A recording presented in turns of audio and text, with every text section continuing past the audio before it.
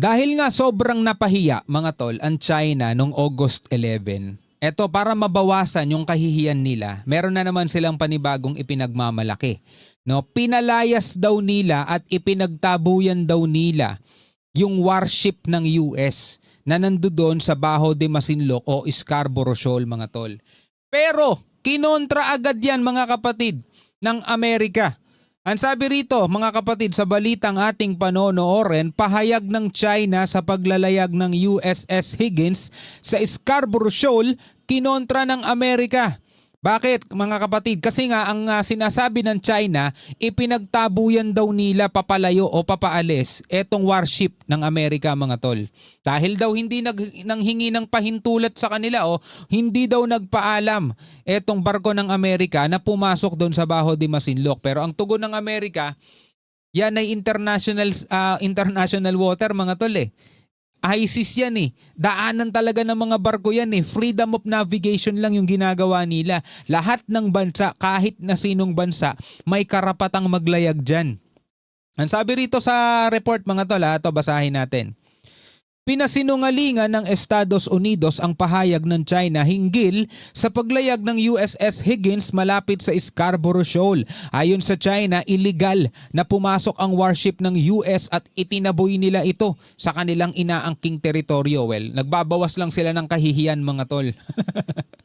Panoorin natin mga kapatid, pero bago natin to simulan, syempre huwag mong kalimutan mag-subscribe.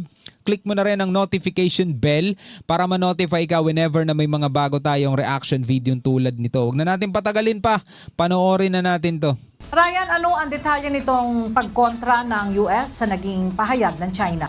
Nagano pa nga sila din eh, di ba? Nagsagutan sila ng radio challenge. Yun nga lang, medyo malabo yung audio mga tol eh. Parang nag-uusap na Optimus Prime at saan eh. Para mga transformer na nag-uusap kaya hindi natin maintindihan yung pinag-uusapan nila eh. Pero nagsagutan sila sa radio challenge. At sinasabi nga ng China na napalayas daw nila yan. Pero mga tol, kinonfirma ng ating Coast Guard, ng ating Navy na hindi naman napalayas dahil nandoon pa rin naglalayag mga tol yung barko ng Amerika. Sa warship ng Amerika yan, alam naman natin kung gaano ka-warprik yung Amerika mga tol. Papalayasin mo kami, baka girahin ka namin. No? Nasa rules kami ng international law. Nagsasagawa lang kami ng freedom of navigation. Wala kang karapatan para palayasin kami rito. Ella, Freedom of Navigation Operation o FONOP ay sinagawa nitong USS Higgins dito sa Scarborough Shoal. FONOPA ang tawag doon, FONOPA, Freedom of Navigation Operation. O tinatawag nating Bajo de Masinloc na sinasabi naman ng China ito yung Wangyangdao na kanila umanong teritoryo.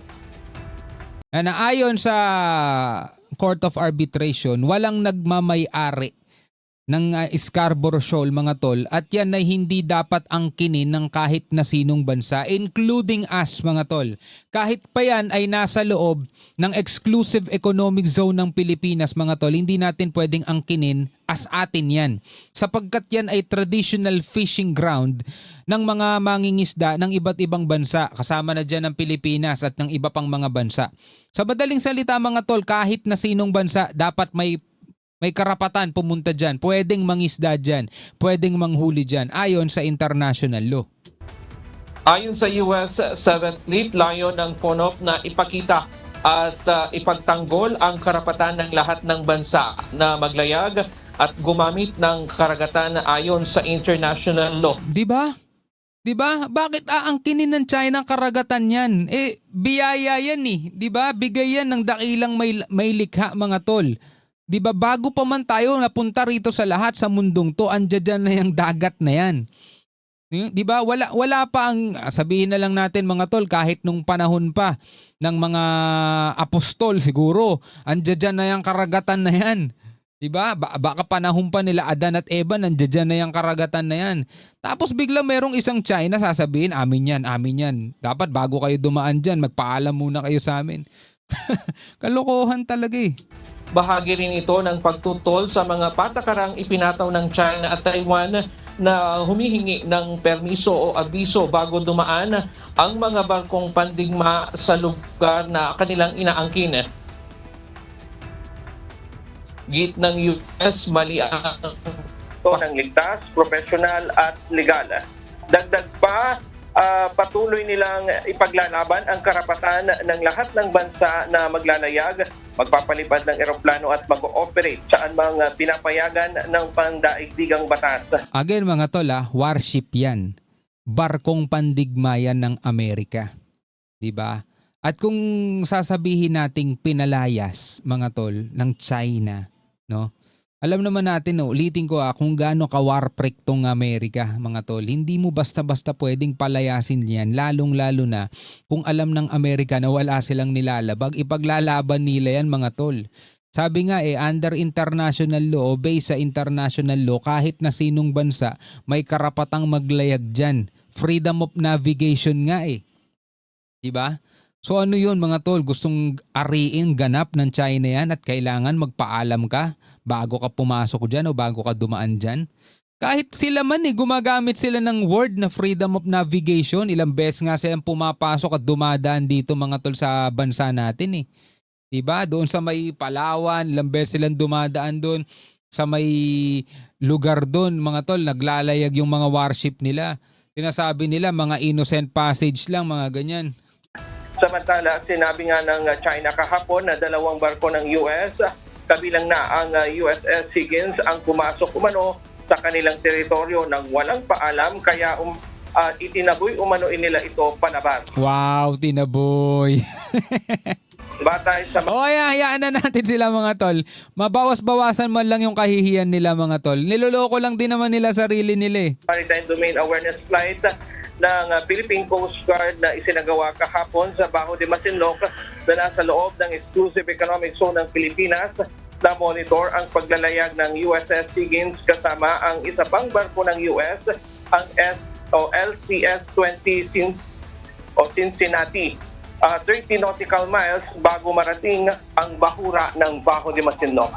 Sunod mo ng latest mula dito sa Quezon City. Balik sa iyo, Ella. So yan yung sinasabi nila mga tol na naitaboy nila. No? Pero yun nga, ang sinasabi ng Coast Guard natin, yung kiniklaim ng China na naitaboy nila ay hindi totoo. Kasi andyan na mo yung presensya Andyan pa rin yung presensya mga tol Payapang naglalayag at nagsasagawa ng freedom of navigation. Paano nila maitataboy? Puro radio challenge lang sila. Hindi nga nila nalapitan yan Hindi nga nila nadikitan yan mga tol O paano mo sasabing itinaboy nila? Excuse me. Anyway mga kapatid, ano ang inyong masasabi rito? No? Naaalala ninyo mga tol yung China, hindi nila matanggap yung kahihiyan na sinapit nila nung August 11 nung nagkabanggaan yung 2 barko nila. So eto mga tol, pinagbabayad nila tayo. Ngayon, yung naglalayag yung ating eroplano dito sa may Bajo de Masinloc para sa Maritime Domain Awareness, nagpalipad sila ng jet fighter.